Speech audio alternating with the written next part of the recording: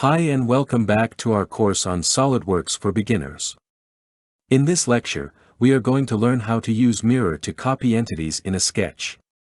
We need some geometry that we want to mirror, so I am taking this sketch that we created in lecture 15, using the offset entities command. When we use the mirror option, it creates a reflection of our geometry. Now to create a reflection of any object, we need a mirror surface. Since this is a two-dimensional drawing, we will create a mirror line using the centerline command. OK. Now select Mirror Entities.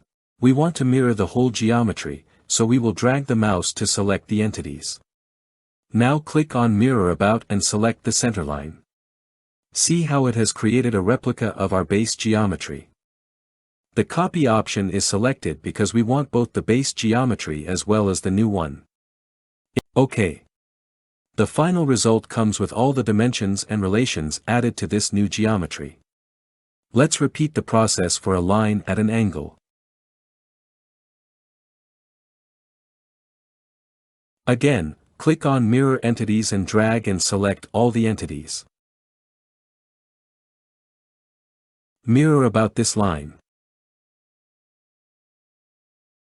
And this time we will uncheck the Copy option.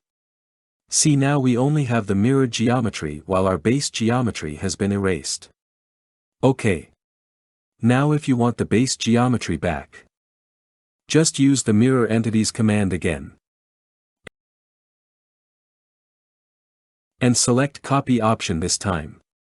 A lot of times we accidentally select a command that erases our base geometry, a decision that we often regret later.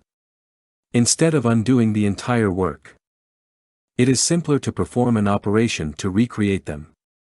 We can also create complex, non-uniform shapes using a simple command.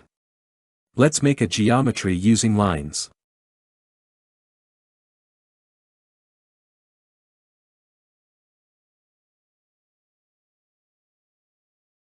Right-click on this side, and select Construction Geometry.